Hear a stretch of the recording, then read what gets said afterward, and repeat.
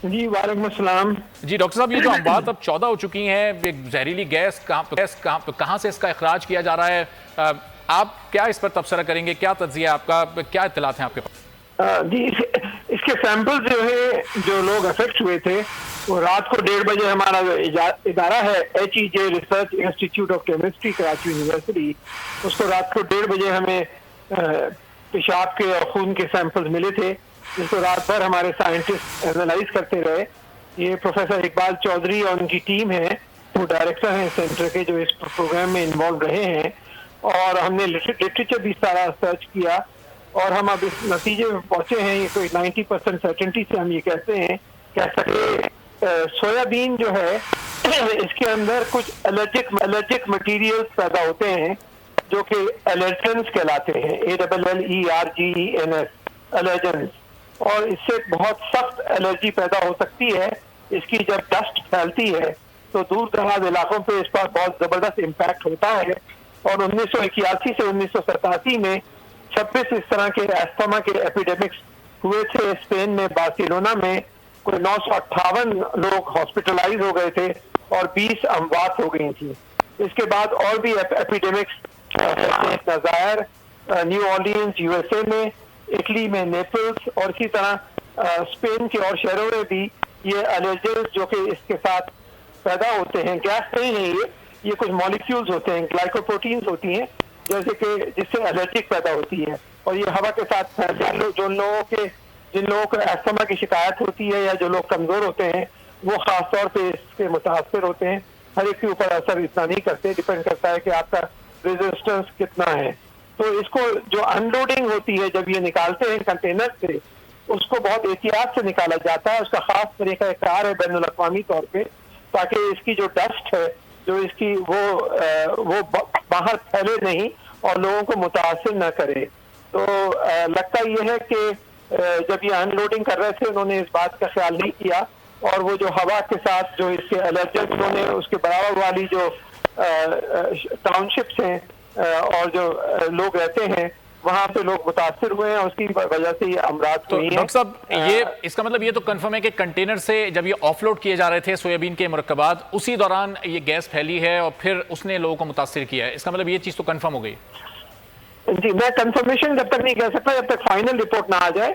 हमने preliminary report जो है वो कमिश्नर ऑफ कराची को प्रोफेसर इकबाल चौधरी साहब ने आज दोपहर को भिजवा दी है और फाइनल रिपोर्ट कल तक इंशाल्लाह फाइनल हो जाएगी। लेकिन 90% सर्टेनिटी से हम कह सकते हैं। और ये गैस नहीं है, मैं दोबारा कह रहा हूँ, ये गैस नहीं है, बल्कि एक किस्म की मिट्टी जो उसके साथ होती है, डस्ट होती है जो सोयाबीन के साथ, उसके अंदर ये मॉलिक्यूल्स होते हैं जो ग्लाइकोप्रोटीन्स कहलाते हैं ये।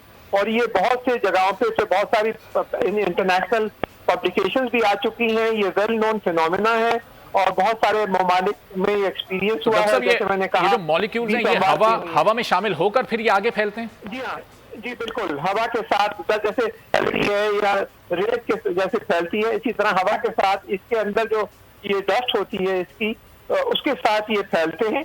और कुछ इलाके, इसी वजह से आप देखा कि कराची पोर्ट ट्रस्ट और पोर्ट के करीब वाले इलाके जो हैं वो ज्यादा मुतासिर हुए हैं, जो दूर दराज दूसरी तरफ कराची के कोई असर नहीं हुआ।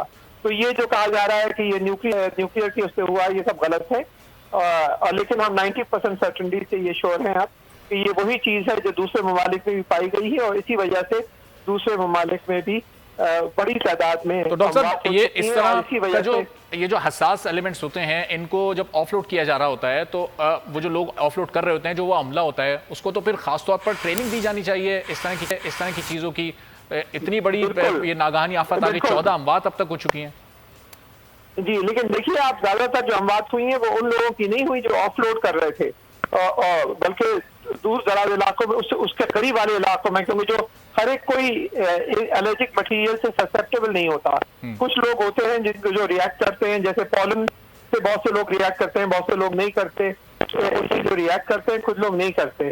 तो एक तो एहतियात करनी चाहिए, मास्क खास होने चाहिए अनलोडिंग के वक्त, और फिर खास तौर पे जब अनलोडिंग कर रहे हो बड़े पैमाने पर, तो एक कवर लगा दिया जाता है ऊपर, ताकि उसकी डस्ट बाहर नहीं फैले बल्कि उसके कवर के अंदर रहे। और ये माइक्रोस्फीयर साइज होते हैं, फिलर्स होते हैं, वो इस्तेमाल किए जाते हैं। तो वो तरीक़ाकार गालिबन इन्होंने इस्तेमाल नहीं किया।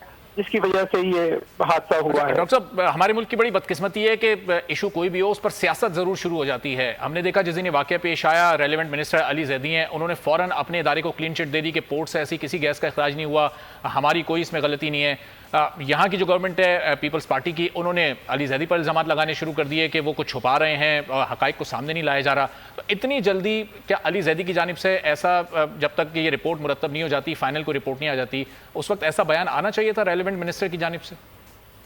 मैं इसके बारे में तो कोई कमेंट नहीं कर सकता, लेकिन मैं आपको जो हकीकत है वो मैं आपको बता रहा हूँ कि जो बैनुल अक़वामी तरीक़ाकार है ऑफलोडिंग का बड़े पैमाने पर, वो हमें इख्तियार करना चाहिए सोयाबीन के लिए, ताकि ये एलर्जन जो है ये करीब वाले इलाकों के ऊपर उस पर असर ना पड़े, और आइंदा जितने इस तरह के कंसाइनमेंट्स आए उनके लिए वो तरीक़ाकार अपना के हमें करना चाहिए, ताकि इस तरह की अमवात और बीमारियां ना फैले। तो ये अमवात और इसकी जो लोग मुतासिर हुए हैं, जो अभी हॉस्पिटल्स में मौजूद हैं, जिनका इलाज किया जा रहा है, तो बुनियादी वजह वो ऑफलोडिंग में की जाने वाली वो गलतियां हैं कि वो हमारे डॉक्टर्स को चाहिए कि एंटी एलर्जिक कंपाउंड्स फौरी तौर पे इस्तेमाल करें इनको ठीक करने के लिए। अभी तक तो डॉक्टर्स को पता ही नहीं था कि हाइड्रोजन सल्फाइड है या क्या चीज है, कोई कुछ कह रहा था।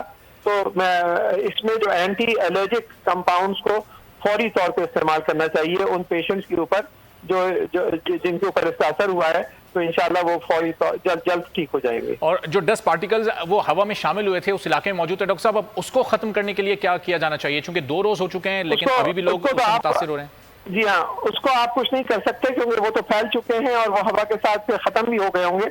अब वहां पर उसकी इतनी तादाद नहीं होगी, लेकिन उस इलाके में जो लोग हैं उनको बेहतर यह है कि वो मास्क पहने और मास्क पहन कर वो रहें ताकि अपने आप को प्रोटेक्ट करें। आप हवा को साफ नहीं कर सकते क्योंकि वो तो फैल चुकी है। और ये जो पार्टिकल जब हवा में शामिल हो जाते हैं डॉक्टर साहब, कब तक ये रहते हैं? जैसे 2 से 3 दिन इनका दौरानिया रहता है या इससे ज्यादा भी ये इफेक्ट कर सकते हैं लोगों को? इनका शुरू में ज्यादा क्वांटिटी होती है, लेकिन 3, 4, 5 रोज के अंदर ये बहुत कम हो जाते हैं और इनका रिस्क खत्म हो जाता है।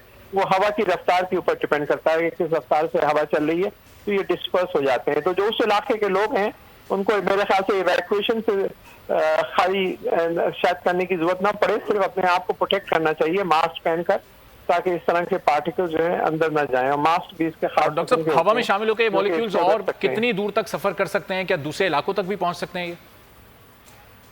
नहीं, उनका फिर इतने कम हो जाती है तादाद के फिर उसका कोई इम्पैक्ट नहीं रहता। आप कराची के दूसरे सिरे पे आप देखेंगे कि इसका कोई असर नहीं होगा। इसी तरह से अगर ये जैसे मैंने कहा 90% सर्टेनिटी से हम ये कह रहे हैं, 100% सर्टेनिटी नहीं है, लेकिन अभी तक जो हमारे पास जो एविडेंस है और जो हमने इंटरनेशनल लिटरेचर सर्च किया है उससे ये अंदाजा हो रहा है हमें कि ये एयरो एलर्जन ही है और खासतौर पे कई ममालिक में ये हो चुका है। पाकिस्तान पहला मुल्क नहीं है और इस पर बहुत सारे इंटरनेशनल पब्लिकेशंस भी हैं कि क्या किस तरीके से प्रोटेक्ट करना चाहिए, कौन से फिल्टर इस्तेमाल करने चाहिए, अनलोडिंग का तरीकाकार क्या होना चाहिए। तो वो सारे हम चाहिए कि हमारे जो कराची पोर्ट ट्रस्ट में और केमारी में वो तरीकाकार अनलोडिंग का इस्तेमाल करें ताकि लोग जो हैं वो मुतासिर ना हो। और डॉक्टर साहब, अब तक 14 चूंकि अमवात हो चुकी हैं, जो शदीद मुतासिर लोग हॉस्पिटल्स में ले जाए जा रहे हैं, उनके लिए आप डॉक्टर्स को क्या एडवाइस करेंगे? वो उनका इलाज किस तरह से करें? और जो शदीद मुतासिर नहीं है, जो जिनको कोई नॉर्मल शिकायत हैं, कुछ बहुत ज्यादा उनकी तबीयत नहीं खराब, उनका इलाज किस तरह से किया जाए? बेसिकली एस्थमा का जो इलाज होता है, एंटी एस्थमा का, एस्थमा जो है ये इसका एक किस्म का एपिडेमिक होता है और एस्थमा का जो इफेक्ट है वो ज्यादा शदीद कर देता है। तो इस वजह से इसको एंटी एलर्जिक मटेरियल्स इस्तेमाल करने चाहिए, जिसकी वजह से ये इसको टैकल किया जा सकता है।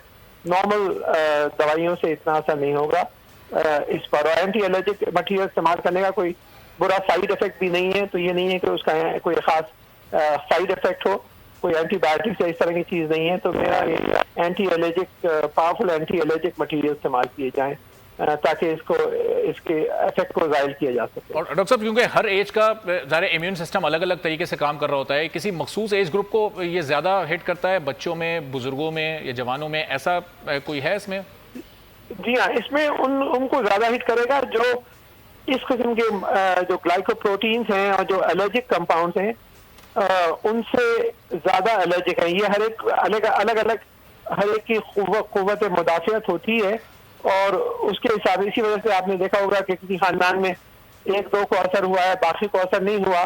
तो और मेरे ख्याल से मैं अंदाजा लगा रहा हूँ खाली कि जो ज़्यादातर अमवात हुई हैं वो ऐसे लोगों की हुई होंगी जो या तो कमज़ोर होंगे बहुत, या फिर अस्थमा की शिकायत होगी या सांस की शिकायत होगी मुख्तलिफ, तो वो ज़्यादा ससेप्टेबल होते हैं। तो ये पूरा एपिडेमिक की तरीके से, एक वबा की तरीके से फैलता है, और ये मुख्तलिफ ममालिक में पिछले 25-30 साल में ये वाक़यात हो चुके हैं।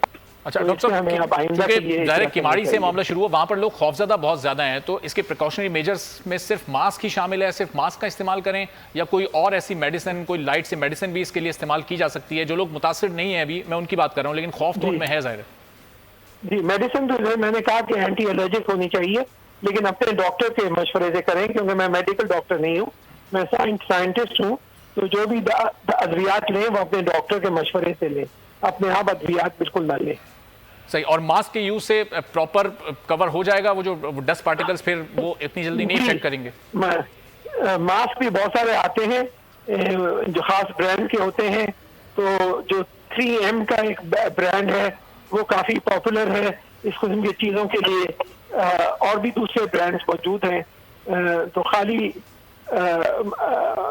हर मास्क काम नहीं करेगा, तो इसको भी जो खास जो मास्क होते हैं वो पॉलिएस्टर के बने होते हैं, जिसमें इनबॉक्स फाइबर होते हैं, और BHA प्योरीफायर और SL ग्रेड के होते हैं। तो खास मास्क होने चाहिए, लेकिन आम मास्क भी एक हद तक जरूर काम करेंगे। सही। अच्छा डॉक्टर साहब, बिल्डिंग्स के अंदर भी अब चूंकि ये डस्ट पार्टिकल्स एंटर हो जाते हैं, खुली फिजा में तो मौजूद हैं। कल हमने देखा था कस्टम हाउस को भी खाली करा लिया गया था, वहां से भी 4 पेशेंट हॉस्पिटल में गए। तो अब इन बिल्डिंग्स के अंदर जो बंद कर दी गई हैं इस वजह से, उनके अंदर क्या प्रोसीजर अपनाया जाए, कैसे इस चीज को बाहर निकाला जाए? हाँ, उसकी तरकीब यही है कि वहाँ पे एयर कंडीशनर ऑन कर दिए जाएं, ताकि ज़्यादा से ज़्यादा चीज़ें जो है वो फिल्टर्स के अंदर चिपक जाएं, और हवा जो है वो इस तरीके से ऐसी चीज़ें जो हैं वो फिल्ट्रेशन के प्रोसेस जो है थ्रू एयर कंडीशनिंग एक हद तक कंट्रोल कर सकते हैं। और अब तो मेरे ख्याल से लेवल बहुत कम हो गया होगा वहाँ पे उस इलाके में, तो इस वजह से मेरे ख्याल से आज कोई अमवात रिपोर्टेड हुई है। जी डॉक्टर साहब, आज 4 अमवात रिपोर्टेड हुई हैं, मजमूई तौर पर तादाद 14 हो गई है। तो इसी वजह 234 अफराद वो हैं जो अभी मुख्तलिफ हॉस्पिटल्स में मौजूद हैं। केसेस की तादाद तो बढ़ती जा रही है, लग नहीं रहा कि इसका असर अभी कम हुआ है। एक तो इनको फौरी तौर पे अनलोडिंग का अमल रोक लेना चाहिए उस जहाज से जिसको अनलोडिंग कर रहे थे, और उस जहाज को इनको चाहिए कि कुछ मील दूर बाहर भिजवा दें कराची पोर्ट से, ताकि यहाँ पे उसके असरात ना रहे। जिसमें ये सोयाबीन आया था, तो ये तो फौरी तौर पे कर सकते हैं कि जहाज को डिस्टेंस कर दे कराची से, ताकि उससे जो ये फैल रहा है उससे कम से कम चांस हो। और जब अनलोडिंग करे भी तो जो बैनुल अक़वामी प्रिकॉशंस हैं, ठीक है, अनलोडिंग के सोयाबीन को उसको अडॉप्ट करें। ठीक है डॉक्टर अता रहमान साहब, बहुत शुक्रिया बोल न्यूज़ के लिए, आपने वक्त निकाला। वज़ीर आज़म की टास्क फोर्स बराए साइंस और टेक्नोलॉजी के सरबराह डॉक्टर अता रहमान हमसे गुफ्तगू कर रहे थे, और कराची में जो गैस का अखराज हुआ था उससे मुताल्लिक उन्होंने उस मसले की वजह बता दी। बुनियादी वजह क्या थी? सोयाबीन के कुछ मुरक्कबात हैं जिनको ऑफलोड करते हुए कंटेनर से ये कुछ डस्ट पार्टिकल्स, कुछ मॉलिक्यूल्स का अखराज हुआ, और फिर वो हवा में शामिल होकर उसने लोगों को इतना मुतासिर किया कि अब तक 14 अमवात इससे हो चुकी हैं।